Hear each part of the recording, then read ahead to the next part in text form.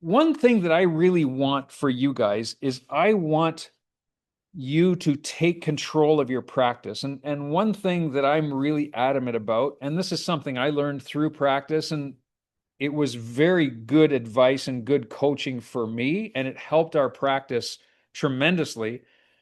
Convert from a job, we had created a busy job for ourselves, into a thriving business that actually ended up making us better profits, better revenue, and freeing up our time. And so this is something that I really want to try to share, just strategies with you guys, because I find with our coaching calls and in conversations with all of us, is that many of us live a life of chaos in that we're so busy, life gets crazy. And that's not good for anybody. It's not good for our health. It's not good for our family. It's not good for, for anything. So if we can start making some changes to our systems and most importantly to our mindset, it opens up the door for us to build a business that serves us well and most importantly, frees up our time. If you consider ourselves entrepreneurs, I mean, yes, we're doctors, we're chiropractors, we're servants, we care for people. But most importantly, if we take that entrepreneurial role, it opens up our time to be incredibly creative with the brilliant minds that you have to do fantastic things in this world. And I said the other day when we were at CNAC, the conference in Toronto, one of the things I said, I had an opportunity to get on stage for 2 minutes at the beginning of the conference. I want chiropractic to be the most important profession in the world when it comes to healthcare. I want chiropractors to be revered and people to choose chiropractic first. That's my big vision for this profession because I think it's tremendously necessary. And the only way we do that is for every single chiropractor in this profession to be ultra successful, to be incredibly successful, to have an opportunity to transform as many lives as possible and build incredible wealth so that therefore you have the opportunity and the privilege to give back to this profession to make it better. So that's essentially where it's all coming from. So I've prepared some things this morning. I'm going to share my screen. All right, so basically I made some notes here and I've called this from DC to CEO. So this is just strategies to get yourself whatever level you're in practice to help get yourself to the next level. So either to improve what you're doing within that level or give you strategies if you choose to get to the next level. And I base the levels on revenue. So let's just come straight out and say it. Revenue is a reflection of your impact on the world. So from DC to CEO, the three levels of entrepreneurship. So essentially, why do most chiropractors stay stuck? Well, everybody thinks when you get into chiropractic that the more hours you put in, the more success. A lot of people that's a human nature thing. If you work harder, put more time in, you have more success. And that's not always necessarily the case. Well, the truth is, high level entrepreneurs earn more when you can put the right strategies in. You earn more when you're not working. So when you're working actually less. And freedom only comes when you master each stage of growth. So wherever you are today, the next level requires, and this is so important, a different version of you. And that's what we're going to talk about. So level one. So for those of you who are in level one, and this is what happens, we get out of school, we decide to start a practice or whether it's starting our own practice or even buying a practice, it's the fire chief. We're in a situation where we're putting out fires all the time. We're living in 911. And some of you are in that state where you're still in 911 every single day. So we have to stop doing everything ourselves. We have to prove the value of what we can bring, and we're going to focus on growth. So the core realities when you're in this level is you are selling your time. And this is really important to start to recognize is that we end up selling our time, and we see this often with new grads, the way that they're taught, they get out into the practice world and they start seeing patients. And literally I can only see 2 patients an hour, 3 patients an hour because they're paying me for my time. We think like some sort of a therapist, a massage therapist who's selling their time for money. You pay so much for an hour massage or for a half-hour massage. And what we do is very different. The other thing is that in our practice, if we're at that level, is that we do everything ourselves. And revenue only grows when we're at work. So when the office is closed or we go away on holidays, nothing happens. We don't make any revenue. So here's the way that we address that and we start to scale. We use this mnemonic called focus, and focus really stands for follow one course until successful. So when you're in this state, here's the thing to think about is that let's choose your ideal client or your ideal patient. And one thing that I tried to identify when we were in practice, we wanted to have a family practice. Kim and I had a family, we have 4 kids, and as they were growing up, we wanted to be highly involved in their stuff, but we also wanted to help share what we did from a health perspective to all of our patients. So we wanted to attract families like us that had kids. So our ideal client, literally, we sat and talked about this, was the soccer mom. The soccer mom was the ideal client. And it's interesting, and I just heard this the other day too. If you think about it, the soccer mom is the one who's driving the minivan or the small SUV, taking their kids, to and from school, picking them up, going to soccer practice, going to hockey practice, throwing the bags in the back, coming home, making dinner. But it's that mom who has control of the healthcare decisions of the family.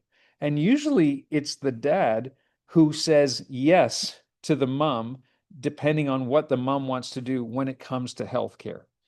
So if we could get to the moms, that was a big win. And more than likely, if we could win the mom over or change the paradigm of the mom or build trust and rapport with that soccer mom, we'd end up seeing the whole family, spouse included. So that's what we focused on. And we made it completely simple. We had one offer. There was one conversion tool. We used x-rays. So whether you use scans, whether you use posture, bilateral scales, whatever, make it simple. Many of us try to get so much stuff to show how much we know and try to add value to everything. It makes it so confusing for the patient. So use one conversion tool or focus on one conversion tool. And for us, like I said, it was x-rays. We really put a lot of weight on x-rays and spinal alignment, specifically lateral cervical curve correction. That was our main tool. So we kept it simple. And what we did is we focused on in-person marketing channels. What I find with talking to a lot of docs in this stage, you're that 0 to 300K. So you're collecting maybe 25K a month or up to 25K a month, is that you rely so heavily on social media marketing for your patients. And that really is it's like being on a hamster wheel. You become a new patient mill. It's really tough to convert people. But when you focus on in-person marketing channels, what happens is a couple things. You build your ability to communicate, and you start to build a reputation in the community. So people start to recognize you for who you are and what you stand for. And you start to build up this persona of a key person of influence. And as that happens, you start to build notoriety. People recognize you and respect you, and you become known as the best chiropractor in your community. And that's the way to do it. When you talk about the best doctor or the best chiropractor or the best professional, it's the person who's known the most. It's not based on their stats. It's not based on anything else, the least number of mistakes they make. It's just based on their notoriety. So focus on in-person marketing channels and do that for a year consistently, and that will automatically help you boost up to the next level. So here's some daily non-negotiables when you're in this level, because typically if you're collecting 25 to 30K a month or less, you have time. Post 3 videos or stories every single day. 3 videos or stories. You have the time to do it. That's going to take you less than 10 minutes, especially with the AI and the use of ChatGPT. You can write blogs, you can write newsletters, you can post videos on social media, but build up your reputation, build up your following. The next thing is do 5 daily outreach messages every single day to communities, to look at companies, ask if they have a health consultant, ask if you can come and do lunch and learns, send messages out to churches as their health partner, come and do church talks, There's all kinds of support groups. You can reach sports teams. You can become, the team chiropractor for many travel hockey teams or travel baseball teams, whatever that is. There's all kinds of opportunities. So the goal is here is fill your calendar with outreach. That's the thing to really focus on. And, you win this level by doing less, but repeating what works. So figure out what works, make it consistent in your office instead of trying to do everything, and really start to scale what is working for you. And then we get to the next level. So level 2 is what we call the systematizer.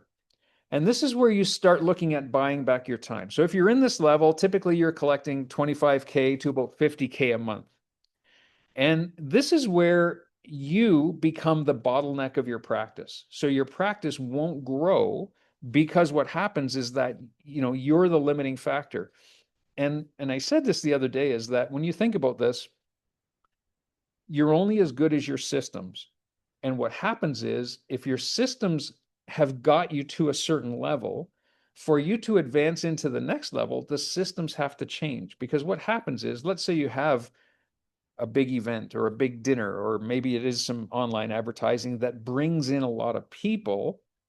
What happens is you're still working at these systems, and you may grow temporarily. Maybe you have a great month and you collect an extra 15, 20, 25,000 that month, and you go, wow, this has been our best month ever in practice. But what happens the following month? Everything goes back down. And many times it goes back down even below where it was, because you're still operating with these systems. So, and I say to people often that are in this level, and want you to ask yourself this, and this is a good question to ask your team. If something happened today where a busload of new patients showed up at our office, let's say there was a bus accident and everybody needed to see a chiropractor, and you had 50 people show up in your office on the day, could you manage that? Could you handle that? Do you have enough systems in place to manage? Sure, it would be chaos, but could you handle it?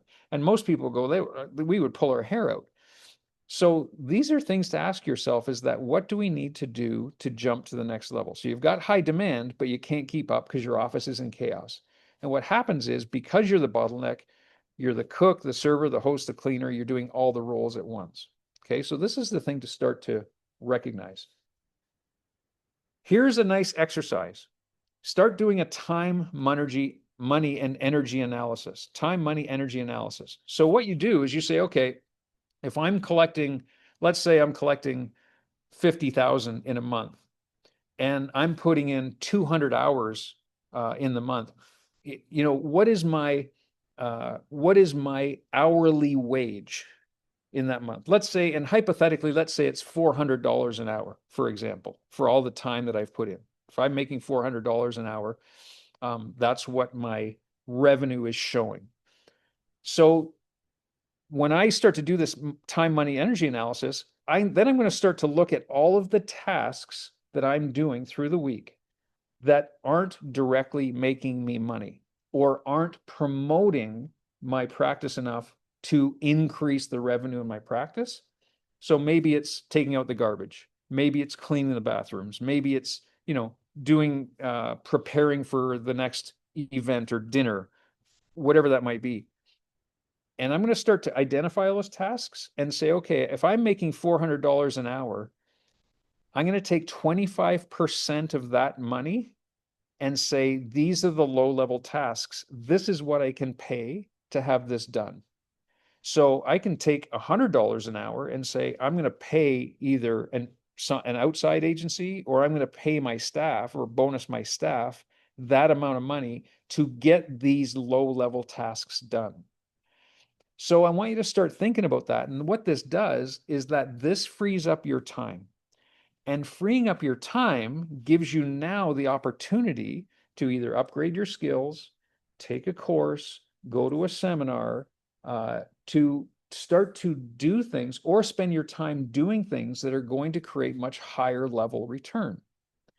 So this is what good CEOs, good managers start to do, is they start to buy back their time by delegating those low-level tasks. Okay, so really, really important. So here's the 10-80-10 rule. So let's just say, hypothetically, we wanted to have a community dinner, And again, this is something that I learned through the years, and we had fantastic staff, but I think they were fantastic staff because they understood the vision. We poured the vision into them for so long, they bought into that vision, and then they took charge of it.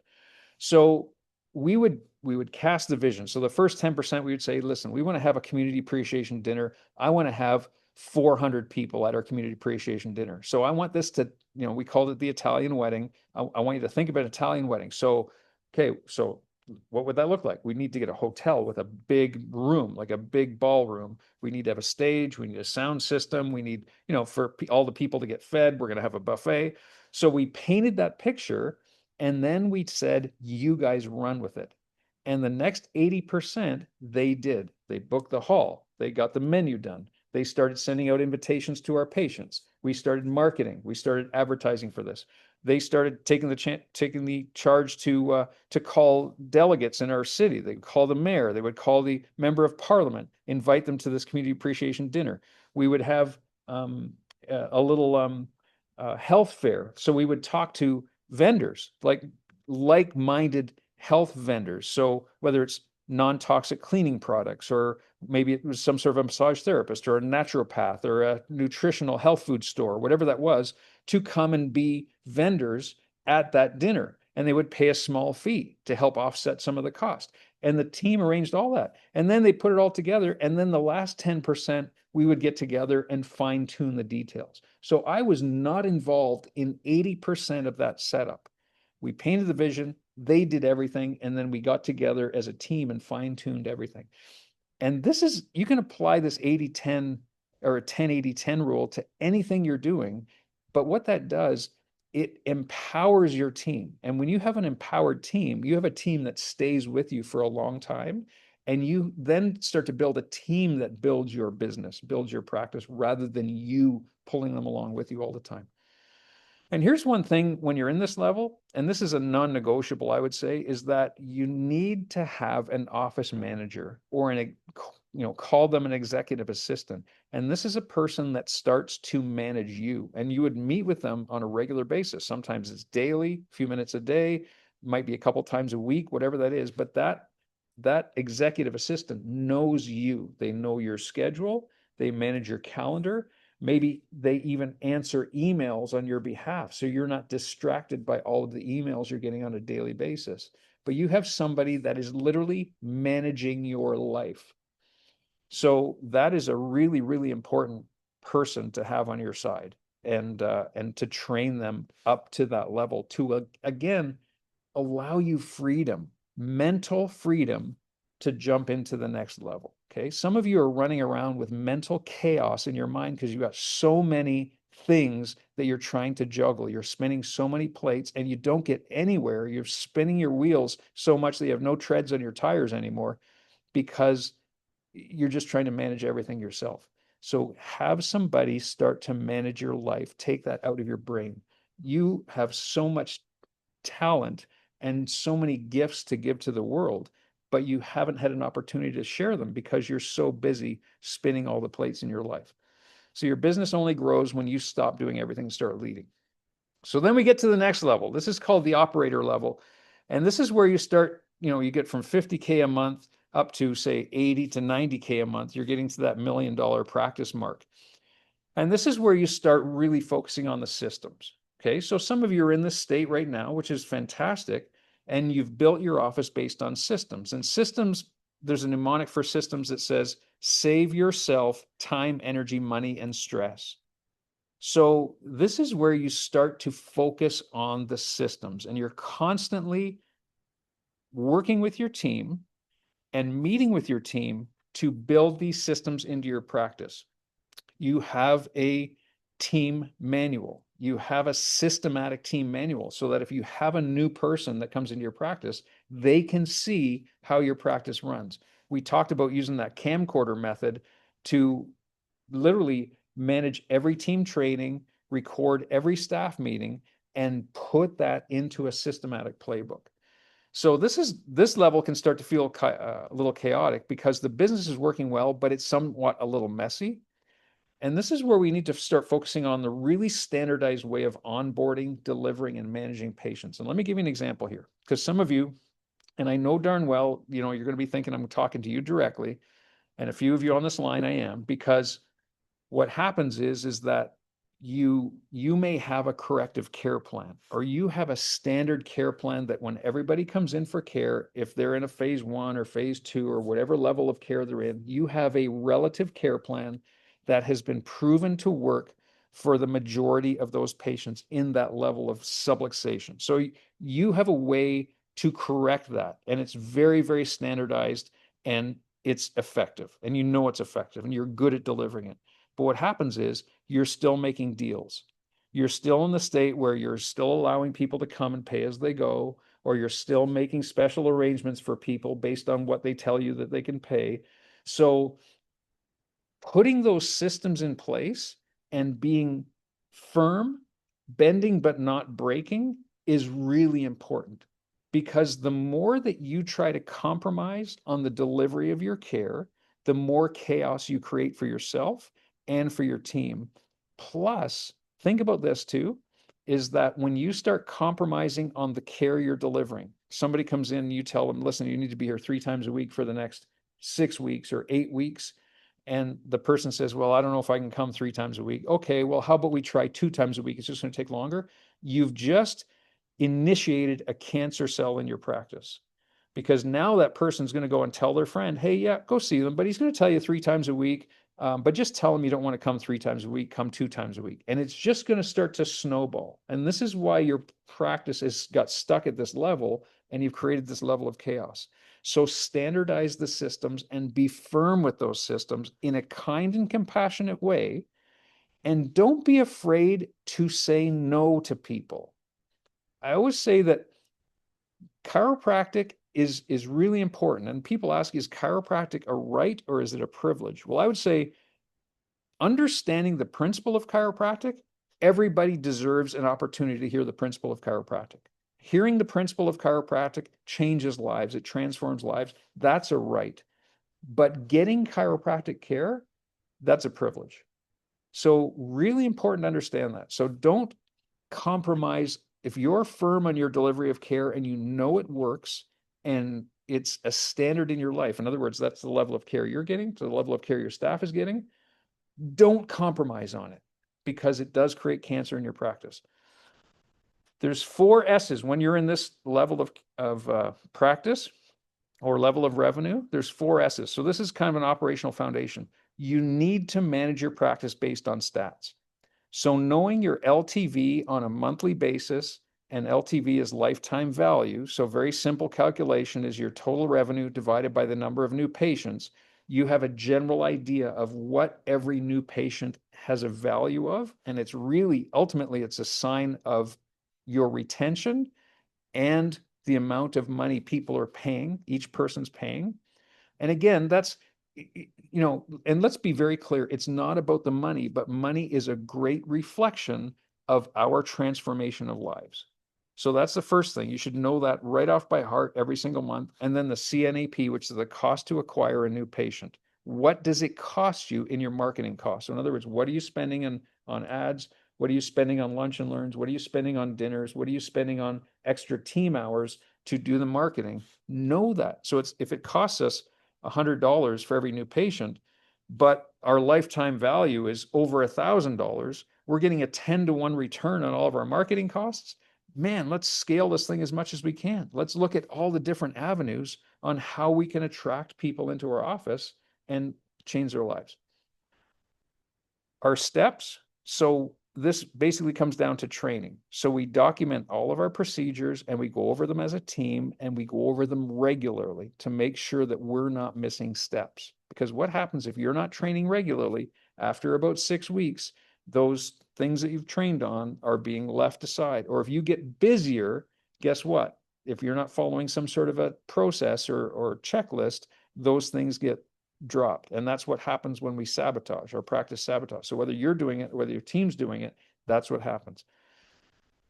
We have proper standards, so enforce your expectations. And then we start looking at streams of revenue that are non-doctor dependent. And this is what we talked about last week with having, whether we have SoftWave or whether we put decompression in, but we start looking at our practice like a business. And this is so important because, again, it frees up your time. As much as we want to focus on the principle of chiropractic, and we want people to understand the principle of chiropractic, and that is, to me, that is a non-negotiable. But how we deliver chiropractic can be in many different ways, and many of those ways don't have to be doctor dependent.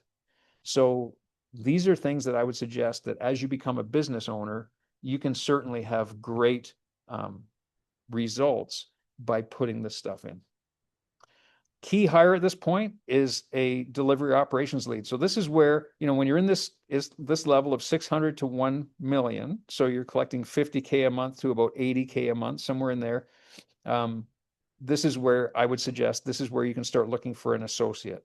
If you're not at this level, then essentially adding an associate, in my opinion, is too early. And what happens is you just dilute your income.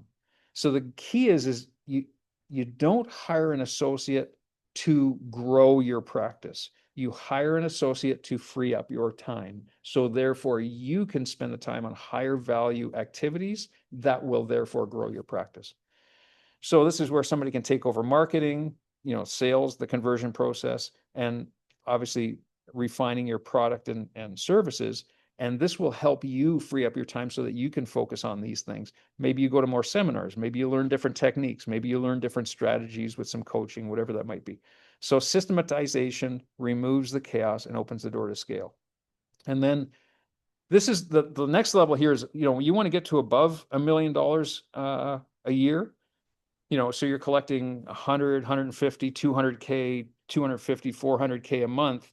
And this is very, very possible. Some of you can't even conceive how this could happen, but this is very, very possible, very doable. So this is where you build a predictable growth engine. So this is signs that you're stuck because many of you start to rely on one marketing channel. You're focusing so much time on your paid ads or whatever the case is. We need to focus on those 4 marketing channels: inside organic, outside organic, inside paid, and then outside paid, and put an equal amount of energy into those and scale the ones that are working the best. Revenue is very unpredictable month to month. So one month you might have $100,000 a month, but then the next month it goes down to 75,000. There's no consistency, and there's no machine generating demand. And I'm going to get to this, but this is, again, really important for you guys, is that it's important now when you get to this level to position yourself as a key person of influence in your community. This is a most important thing. People need to look at you as somebody who is the expert in their field, the expert in healthcare. People start to recognize you. You're seen everywhere. You're seen on social media. You're seen in public. You do talks. You're asked to do talks at all kinds of different places because you're seen as the expert. And what happens is then your marketing becomes an attraction. It's not like you're reaching out for people to come to come to you. People come to you because of who you are. And so this is, again, symptoms that you're stuck. You still need to approve every decision in your practice. So you don't have enough authority in your team for them to start making decisions. In other words, you haven't painted the vision big enough for those team members to have the authority to know where the ship is going and given them the authority to make those decisions. So growth tends to slow because everything has to run through you, and you feel like the bottleneck because you are the bottleneck. And here's what can happen. This is a nice little tool to use. So let's just say, to give your team some authority, you have some new CAs on your team and they have a problem. Oh my gosh, we've run out of whiteboard markers. What are we going to do? Dr. John, we need to get some new whiteboard markers. Can you do that? So Dr. John has to stop at Staples to get new whiteboard markers or order them online or whatever. So what we would do, or what I would suggest, is that you give them the authority to make $50 decisions for $50 problems. And all they have to do is just tell their superior. So tell the main CA or the office manager, or leave a note for the doctor later. Hey, listen, I had to use your credit card to buy some new whiteboard markers and it cost me $22, whatever and here's the receipt. So you give them that authority to make those decisions, and it takes it off your plate. Your head CA or your office manager handles $500 decisions. So gosh, you need a new TV because the TV in the hot seat area has gone on the fritz. So they go out and they buy a new TV. and they just handle it. Or if you have a main office manager or a marketing director or whatever that is, they get a $5,000 budget to go out and do things. So guess what? We're doing a community dinner and they needed a $2,500 deposit. Well, the marketing manager, the office manager just handles that. We just use the company credit card and we made the deposit. So they don't have to come and ask you for things. So this is a great way to give authority to your team. So you only step in for major decisions. And the goal is that you become the inbound magnet. So now your goal, because you've freed up your time, you're focused on creating educational content. You're starting to train the community on the principle of chiropractic, or train the community on the unique way that you deliver chiropractic, or the things that you stand for or stand against in the community. And you start to train your internal team on the big vision of things. It opens up your mind to do that. You become an outbound megaphone, and that means, again, like I said, becoming the key person of influence. So you're out doing talks, you're doing community service events. You're seen in the community a lot more often. And you start to become partners with people. So maybe you're going out with medical doctors or orthopedic surgeons for lunch or whatever. Or maybe you're meeting with company CEOs about talking about a corporate wellness program that you're going to be highly involved in. Or you start working with other companies or teams to create a referral program that's going to benefit people in the community, and your office is going to be the benefactor of that. And here's the thing, when you get to this level, like when you're up in the level of you're over $1 million, what I would suggest at this point, and again, this is what, and I'm just telling you from experience, we hired a full-time marketing person. She was a marketing CA. She did not work in the office, and her whole goal was to create relationships in the community and set us up for talks, screenings, events, dinners, whatever the case. She managed everything, and she was fantastic at it. She had the gift of the gab. She made all kinds of relationships, and my calendar was booked full with all these events. And essentially that's what happened, is we just got out in the community and everybody knew who we were and what we stood for. And that we did that for about 4 years. And that was our greatest time of growth. So the key takeaway here is growth at this stage is about multiplying what works. So not reinventing the wheel, just scaling what works. So real CEOs build leaders. You build the team builds the practice. So just to close it up here, you guys, and I apologize. I get so excited when I get this stuff together, and I hope it provides value for you guys. The closing message is that most good, successful entrepreneurs, and I specifically use that word, is, you can say most successful chiropractors, but either way, what they do is they figure out what works and they just repeat it. So it's the perfect repeatable week, done week after week after week. Don't start adding a whole bunch of extraneous things. Find out what works, create the system of what works, and just repeat it. And then each level demands a different identity and evolving mindset, focus, and skill set. So you need to start thinking outside the box. So whatever box you think in now, you start to have to think outside the box to get to the next level, or at least to quench the chaos that exists in the current level you're in. And your only job right now is, what is my most important next step? What do I need to do to manage this level and get myself to the next level? Momentum beats perfection, and action, if you're overwhelmed with stuff, just start taking action. Just start moving in a direction. That is it. There's no reason that you guys all couldn't build a practice that collects well over $1 million a month. And I know chiropractors who are collecting $10 million a year, or $1 million a year. I know chiropractors that are collecting $10 million a year. So literally $800,000 to $1 million a month on a regular basis, because they put the systems in place. So I hope that helps. At this point, I'd love to open it up. If you guys have any questions, comments, I'd love to hear from you. I hope this has been valuable. Let's open it up.